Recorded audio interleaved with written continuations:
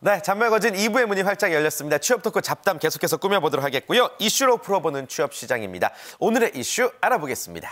네, 오늘은 먼저 퀴즈로 한번 시작해볼까 하는데요. 마크 저커버그, 워렌 버핏, 빌 게이츠, 그리고 이건희와 정몽구. 이들의 공통점은 뭘까요, 여러분? 뭐라고 정답. 생각하세요? 네. 남자.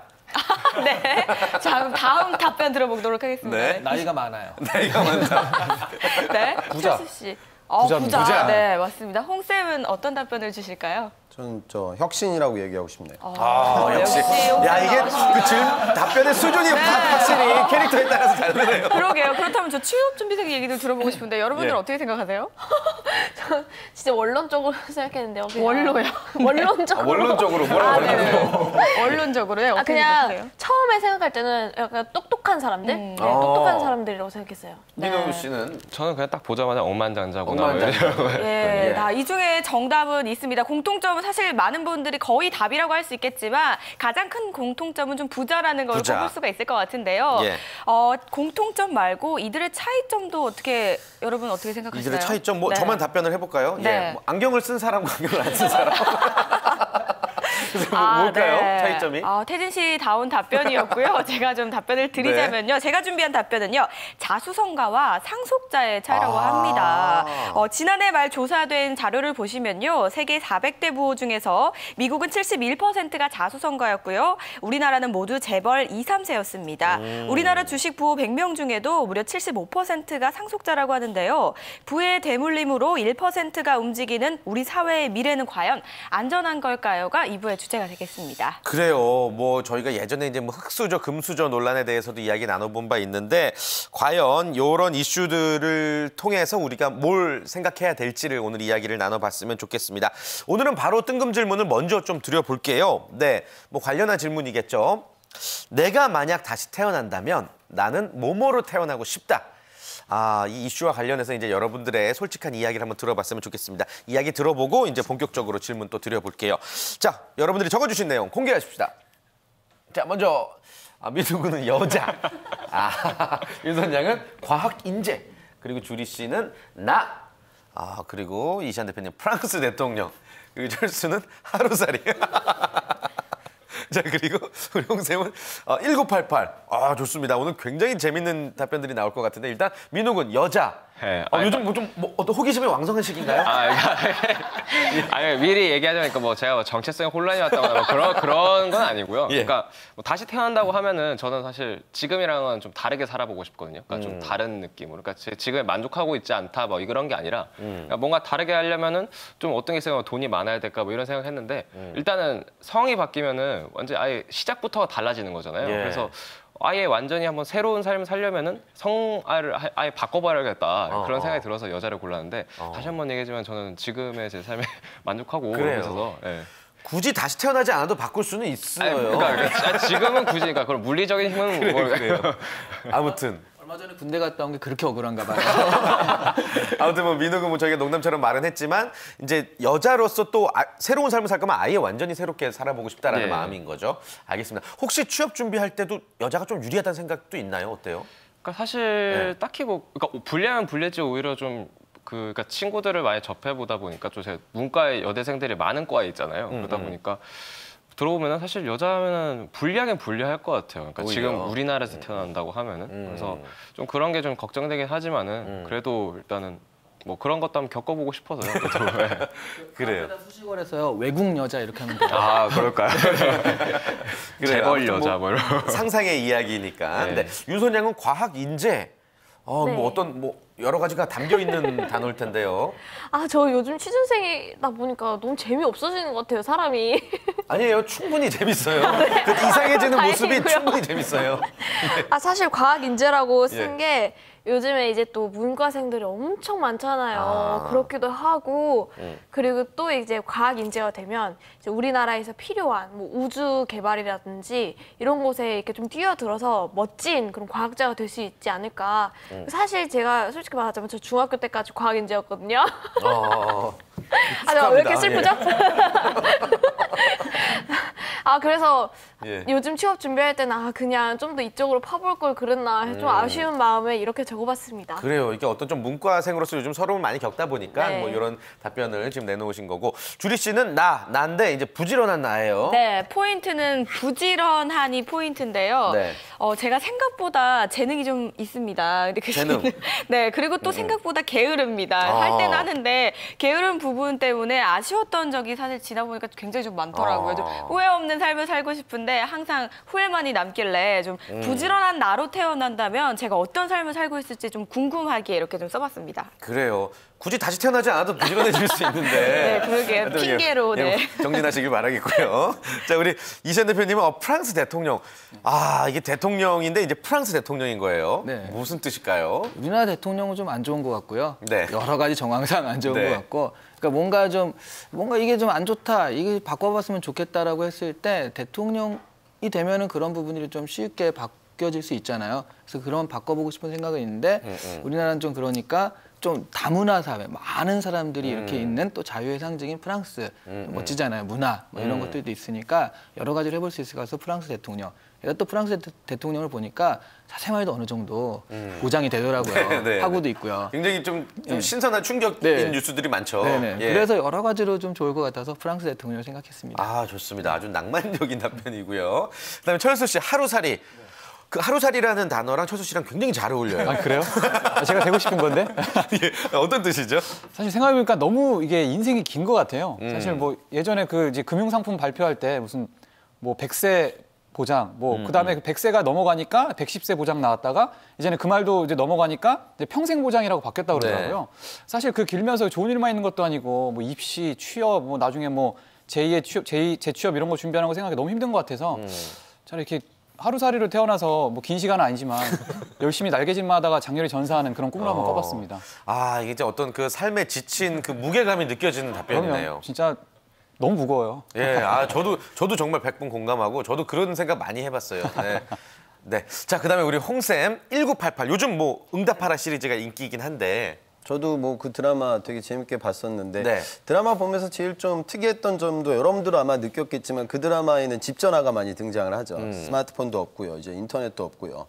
그 당시 때는 또한 지금보다 2배 넘게 성장을 하던 시대였죠. 그러니까 저는 하루 종일 스마트폰도 들여다봐야 되고 저는 그게 또 사실 일이거든요. 하루에 카톡을 뭐 한 수백 개가 오는 것 같아요. 그런데 좀 그런 것들로부터 자유로워지고 또 가족 간의 관계도 좀 많아지고 더군다나 또 성장 지금보다 훨씬 더 많이 하고 지금 성장은 하지는 않고 알 것만 많고 그다음에 뭐 지금 실시간 네트워크로 대한민국이 움직이고 있잖아요. 그래서 그러다 보니까 모두가 좀 힘들지 않을까. 그러니까 이렇게 역동성이 갖춰져 있으면 성장을 해야 되는데 지금 성장하고 있지 않거든요. 그러니까 아까 나왔던 자수성가 성과, 자수성가 한 재벌 1세대들이 왜 지금 다시 등장하지 않느냐. 뭐 우리나라 사회 체제가 대기업에 포커스를 맞추고 있다. 뭐 그런 논리도 있겠지만 사실 이런 혁신할 수 있는 환경들이 지금 조성이 되고 있지 않기 때문에 고착화되고 있거든요, 점점.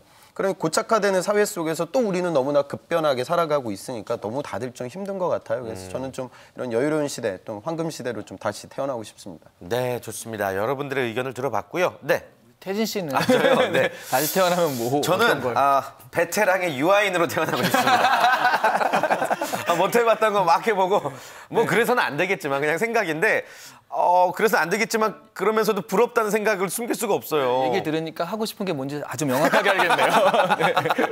예. 베테랑의 유아인이 돼서 꼭 천만 배우가 되고 싶습니다. 무슨 말이죠? 자, 아무튼 이렇게 많은 분들이 사실 뭐 저희 다양한 이야기를 들어봤지만 어찌됐건 좀 부자로 태어나고 싶다 이런 이야기들 의외로 많이들 하고 계시거든요. 관련된 설문조사가 있죠. 네, 그렇습니다. 자, 우리나라 20세에서 34세 청년들에게 같은 질문을 좀 해봤는데요. 대부분 부자로 태어나고 싶다고 답을 했다고 합니다. 아무래도 뭐 흑수저, 금수저 이런 논란이 있기 때문에 우리의 현실을 좀 반영한 결과가 아닐까 싶습니다. 그래요. 대부분 부자로 태어나고 싶다. 다들 저랑 똑같은 거죠, 사실은. 그러면. 대부분 유아인으로 좀 태어나고 싶은 거죠. 네. 그래요. 예. 근데 이제 뭐 베테랑 유아인 얘기 잠깐 했지만 그 조태호라는 역할도 어떤 대물림을 받은 거잖아요. 이제 재벌 2세, 3세인데 우리나라는 아까 조사 결과도 말씀해 주셨지만 부자들이 다 대부분 상속자들인 거고 우리나라는 자수성가하기가 힘든 나라인가요?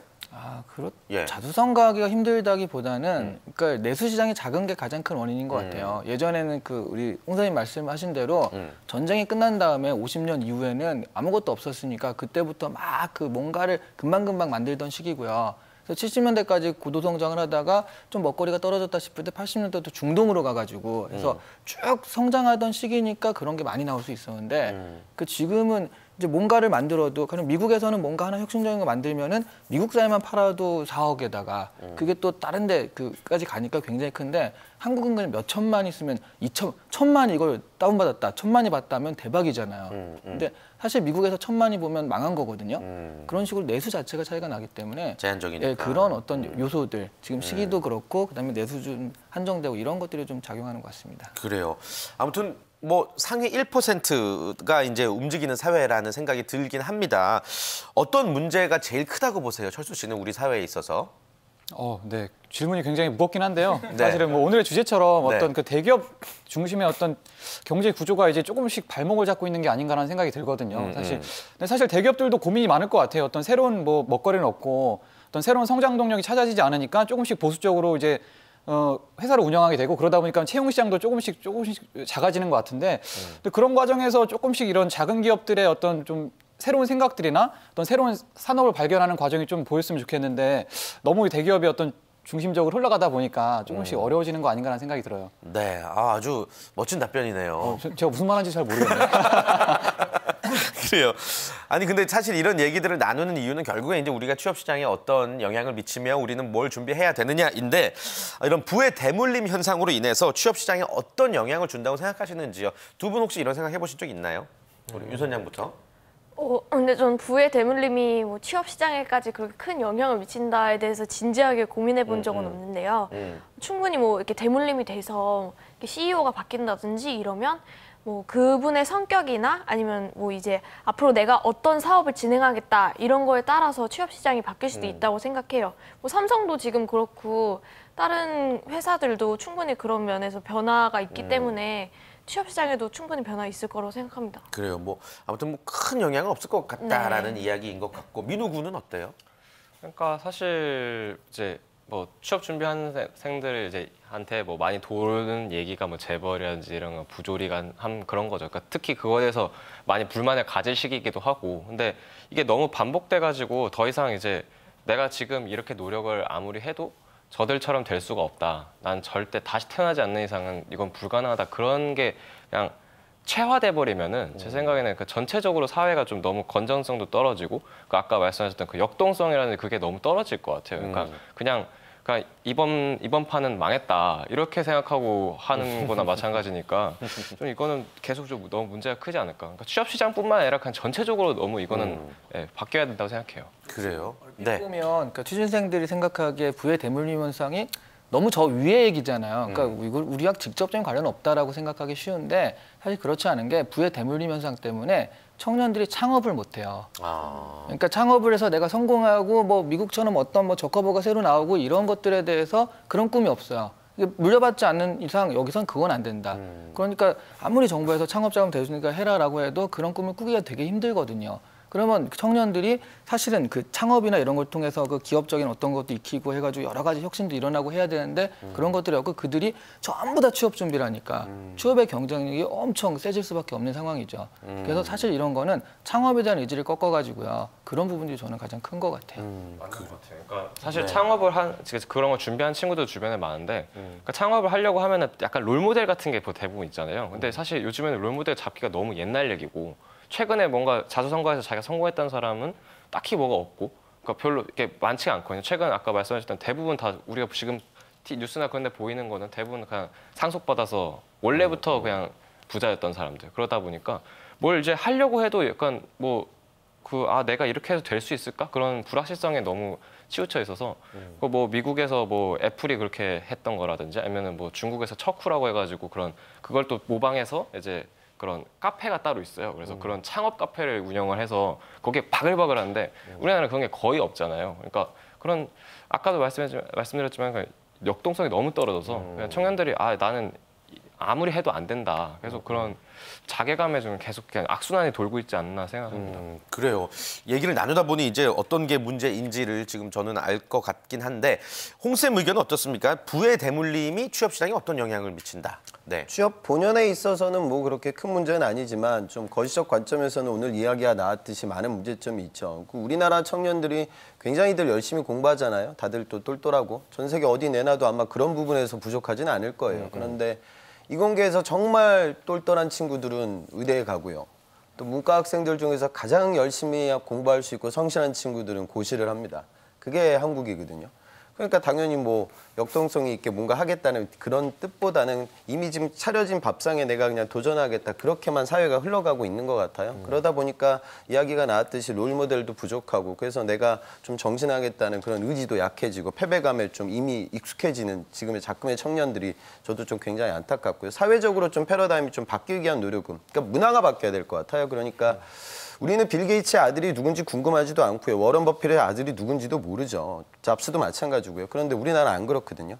그러니까 뭐 그게 뭐 옳고 그르를 떠나서 사회 통념이 이제 본인이 만든 것에 대한 그런 좀 자존감이 있어야 되는데 우리 사회는 그냥 뭐 단순하게 부에만 편중되어져 있고요. 아까 제가 1988 이야기를 했는데 88년도에는 지방에 이제 다양한 영화관들도 있었을 거예요. 그죠? 그리고 이제 수많은 슈퍼들도 있었고 미용실도 있었고 커피숍도 있었죠. 근데 지금은 다 일원화되고 있거든요. 그러다 보니까 일반 서민들이 살 수 있는 밥그릇 파이는 줄어들고 대기업의 파이가 늘어나고 있는 상황이죠. 그래서 이거는 뭐 개인이 바꿀 수 있는 부분은 아니지만 사회 전체적으로 아니면 또 정치적인 좀 현안을 통해서라도 개선하기 위한 노력이 있어야 될 것 같아요. 그래서 취준생들이 아셔야 되는 부분들은 뭐 사실 그거보다는 이제 기업 경영이 어찌됐든 간에 저는 아까 지금 이건희 회장 같은 분은 굉장히 높게 평가를 개인적으로 하는데요. 그 이유는 그분은 그냥 단순히 물려받은 수준이 아니었거든요. 그 과거의 삼성과 지금의 삼성 완전히 다른 기업들입니다. 그러니까 재벌 2세가 제일 두려워하는 부분들은 그거라고 해요. 제가 만약 재벌 2세라고 하면 되게 부담스러울 것 같아요. 제일 부담스러운 건 아버님이 이렇게 읽어놨는데 내가 그걸 깽그리 부셔버리면 정말 천하의 역적이 될 거 아니에요. 그래서 이 세들 경영이 굉장히 안정적으로 흘러갑니다. 통상적으로는요. 사활을 거는 그런 공격적인 투자를 잘 못하죠. 그런데 이 회장은 그렇지 않았고 그래서 뭐 작금의 삼성을 만들었죠. 그러니까 그런 좀 이런 사례들, 경영 케이스들 좀 긍정적인 것도 여러분들 좀 같이 좀 밸런스를 맞추면서 현안을 좀 많이 아셨으면 좋겠습니다. 네, 좋습니다. 우리 사회 다양한 이슈들을 여러분들이 관심 있게 지켜보시면서 어떤 자세를 취해야 되나 늘 생각해 보시기를 바라겠습니다. 자, 결국엔 우리가 나만의 방식으로 이제 성공적인 인생을 살아야 되는 게 모두의 목표가 아닐까 싶은데요. 그러려면 우리 또 성공한 방송인 우리 강유리 씨께서 어떻게 해야 되는지 선배로서 한 말씀 전해주시면 좋겠어요. 네, 제가 네. 태어나서 처음으로 성공한 인생이 성공한 오늘 거죠. 또 돼봤는데요. 예. 네, 저는 그 성공의 차이가 엄청난 이슈를 받고 그런다보다도요, 자기의 만족이라고 생각을 하면서 가장 중요한 게 욕심을 내려놓는 거라는 거를 조금은 어린 나이에 깨우친 것 같습니다. 그래서 네. 여러분 취업 준비가 너무나도 힘드시겠지만요, 당연히 못나서 안 되는 것도 아니고요, 개인적인 문제도 아니고 이 사회 현상들 때문에 그런 거니까요, 항상 용기를 잃지 말고 우리 윤선 씨 네. 힘내시길 바라겠습니다. 그래요. 우리 철수 씨도 또 네. 팟캐스트 통해서 항상 그 뭐 직원 독설 많이 하잖아요. 네, 네. 약간 순화해서 그래도 정말 취업 준비생들에게 하고 싶은 말씀이 있다면 끝으로 한 말씀 해주시죠. 글쎄요, 저는 제 생각에는 인생이라는 거는 제가 잘 모르지만 모르거나 불행하거나 둘 중에 하나인 것 같아요. 알아서 좋을 건 없거든요. 계속 알수록 어떤 사회 부조리나 비합리적인 걸 알게 되잖아요. 그냥 모른 척, 그냥 모른다고 생각하고 열심히 살다가 세상 마감하면 되겠습니다. 그게 좀 아름다운 인생이 아닐까라고 생각을 해요. 저희도 오늘 마감하도록 하겠습니다. 예, 함께해 주신 6분과 여기서 인사 나눌게요. 고맙습니다. 감사합니다. 고맙습니다. 처음에는 제가 정확히 무엇을 좋아하는지 그런 쪽으로도 상담을 해주실 줄 몰랐고 그래도 적성검사나 이런 거 전문가들 좀 의견 들어가지고 제가 하고 싶은 일에 제가 잘 어울리는지 원래 갖고 있는 성향도 알 수 있게 돼서 좀 더 구체적이고 시야를 넓히게 되는 계기가 됐었던 것 같습니다. 도움이 너무 많이 됐습니다. 나이 또래의 진로를 아직 못 찾은 사람들이 많은데요. 친구들한테도 추천해드리고 싶네요. 직무를 찾아라. 파이팅! 딱 맞는 적성으로 평생의 직업으로 직무를 찾아라.